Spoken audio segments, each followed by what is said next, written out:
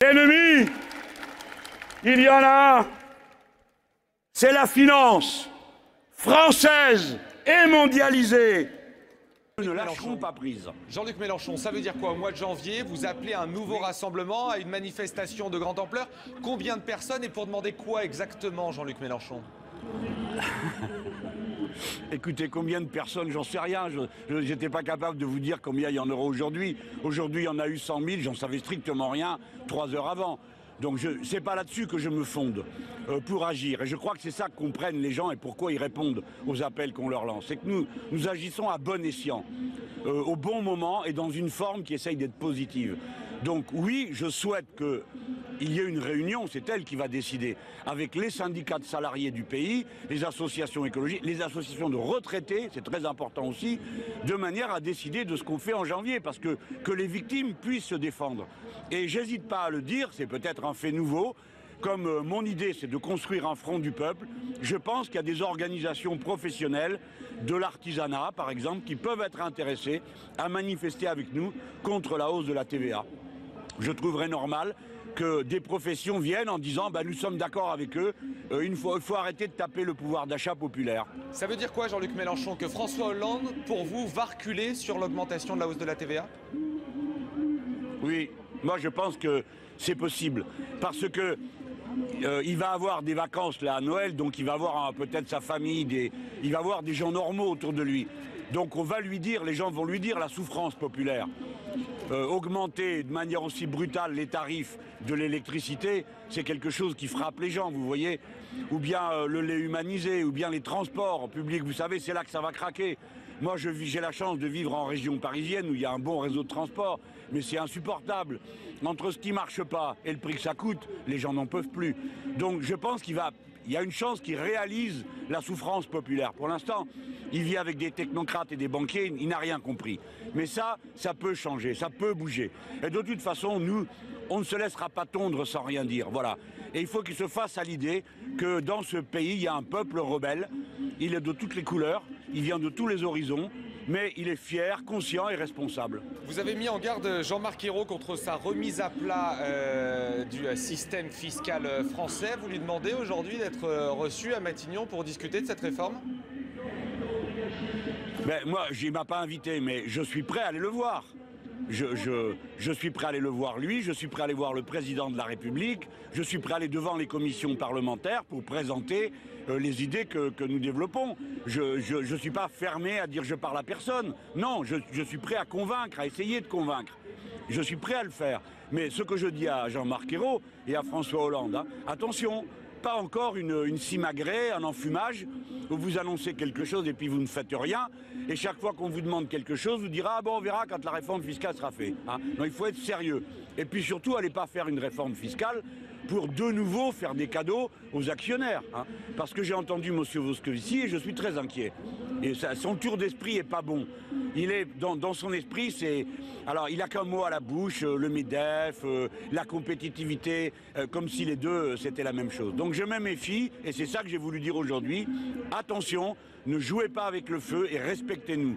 Respectez-nous, tenez compte de ce que nous disons. Jean-Luc Mélenchon, un dernier mot très court. Ne cédez pas seulement à ceux qui cassent les portiques. Jean-Luc Mélenchon, un dernier mot très court pour terminer. On suit bien évidemment l'ensemble de vos discours comme les autres personnages politiques.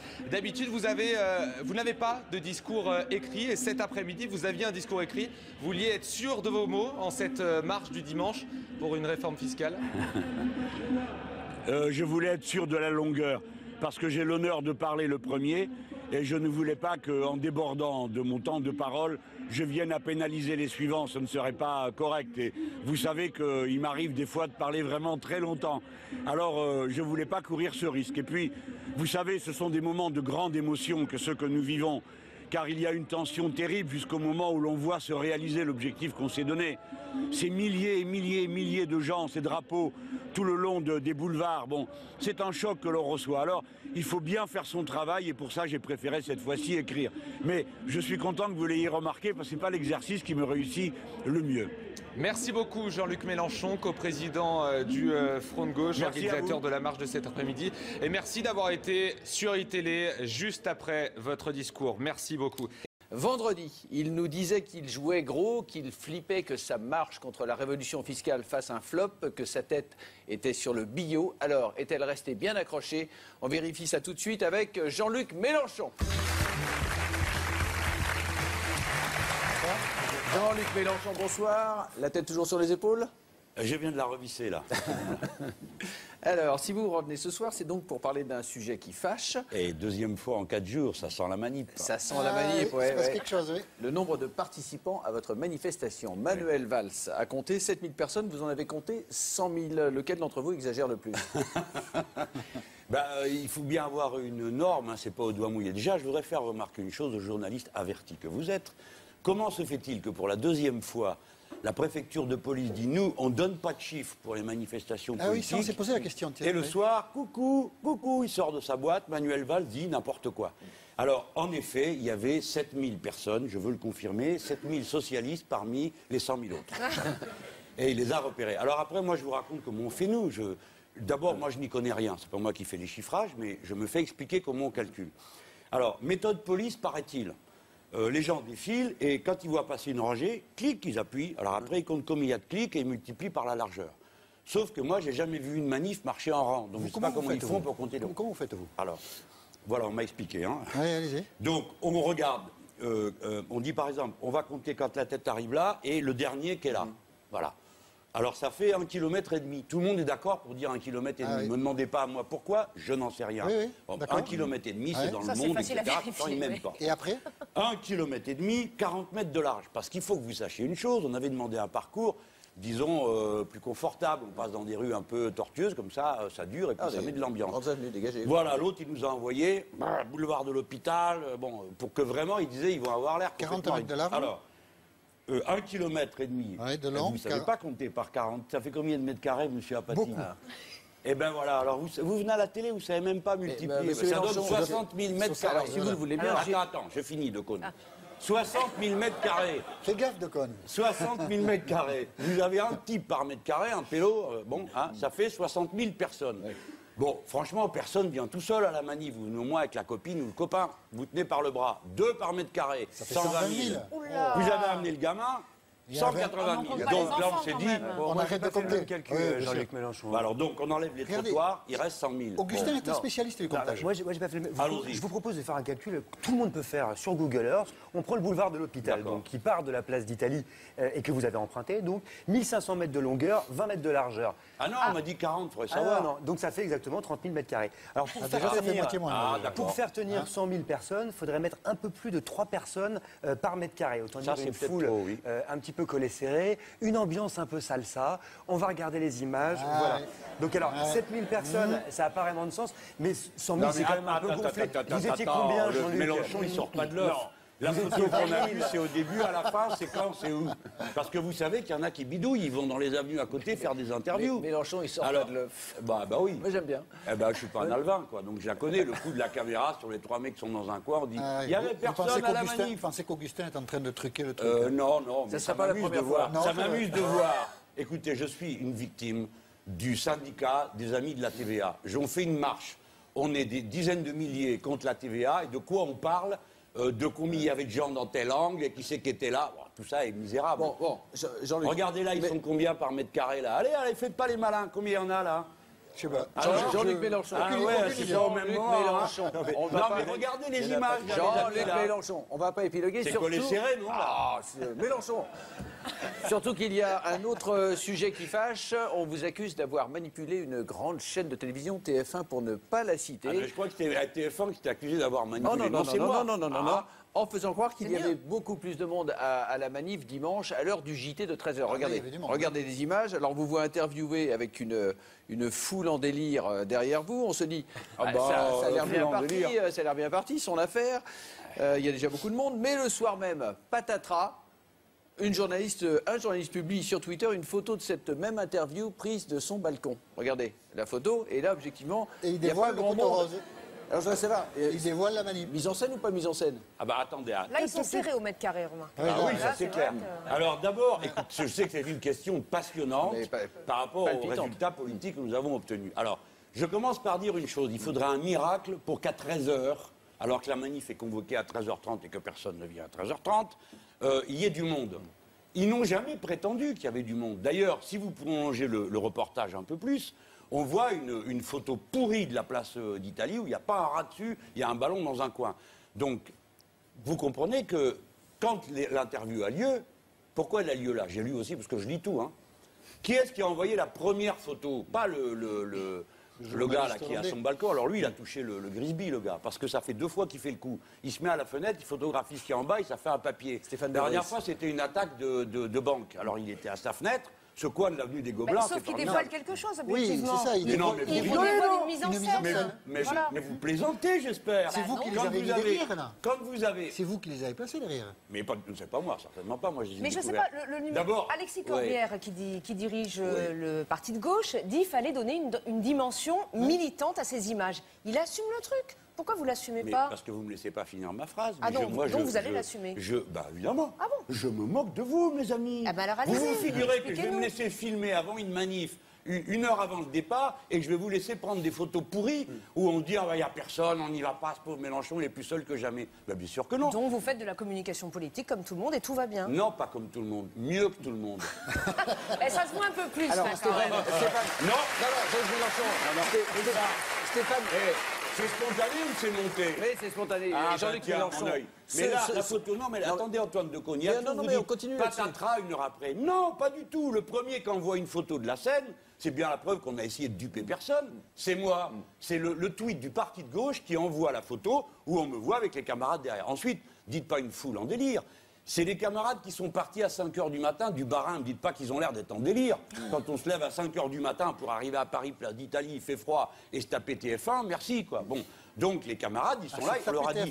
Il y a Jean-Luc qui parle à la télé. Ouais, on y va, c'est marrant, ça occupe. Ils ont encore 1 heure à tuer. Ouais. Donc ils viennent. Mais là, le CSA, du coup, va s'en occuper. Vous êtes, Formidable. convoqué.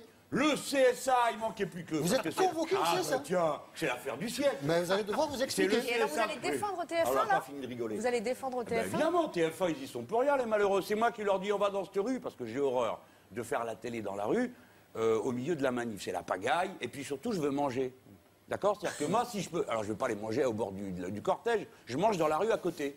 Ah, alors là, ça s'appelle le restaurant L'Entracte. Très bonne omelette, un peu longue à venir, mais une très bonne omelette au jambon, je vous fais la révélation. Je suis donc là, et dans cette rue, et ils me filment là. Ils y sont pour rien, les malheureux. C'est pas eux qu'on dit aux gens du Bas-Rhin de venir se coller là. Qu'est-ce que vous allez dire à Olivier Schramek, alors? Je vais lui dire, Olivier, on se connaît bien tous les deux. Hein, c'est vrai? Quand tu étais directeur de cabinet, tu avais Manuel Valls qui s'occupait de la communication. Cabinet de Jospin, à Matignon. Mais tout ce petit monde là se connaît.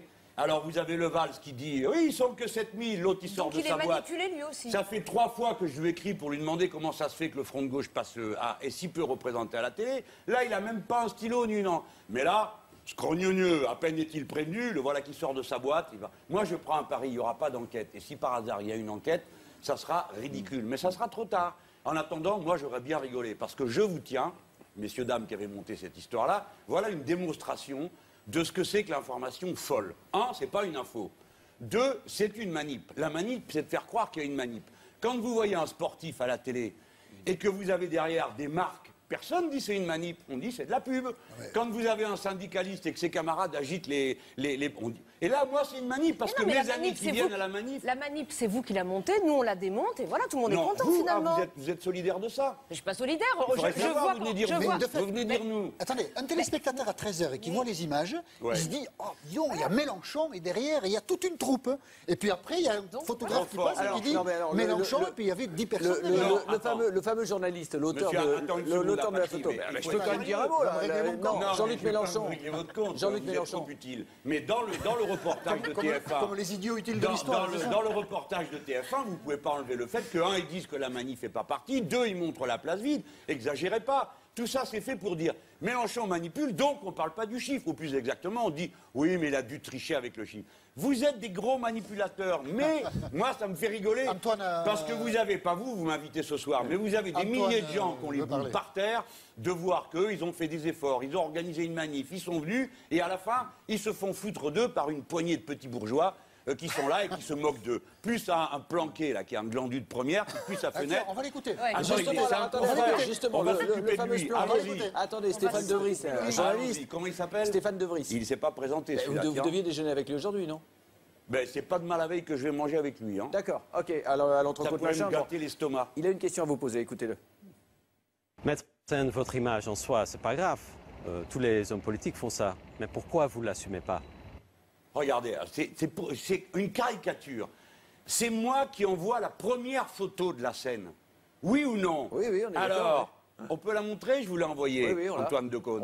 C'est moi qui l'envoie. Et regardez cette espèce de donneur de leçons.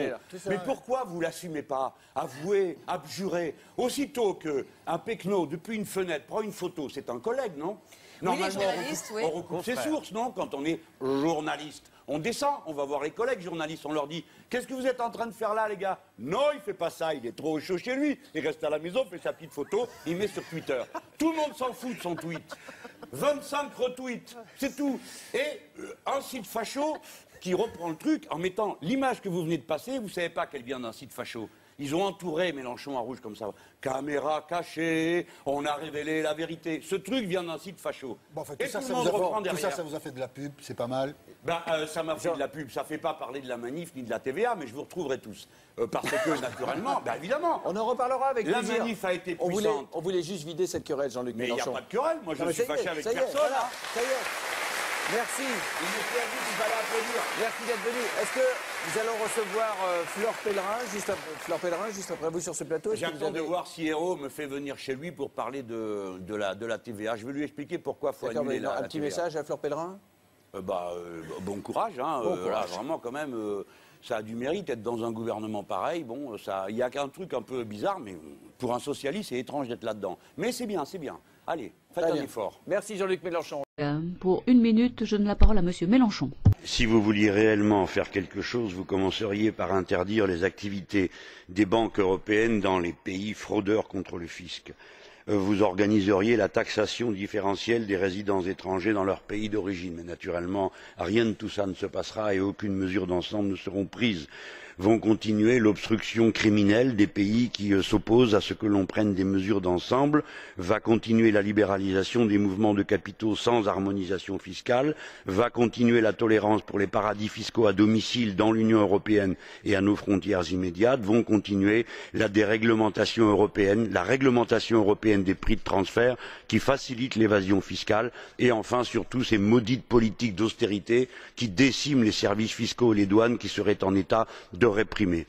La directive de l'échange automatique des données fiscales, chacun l'a sous les yeux, est une passoire qui ne couvre que les comptes des personnes physiques et pas ceux des entreprises ou des fonds d'investissement. Enfin, vous continuez à recommander partout le développement de la part de l'impôt TVA.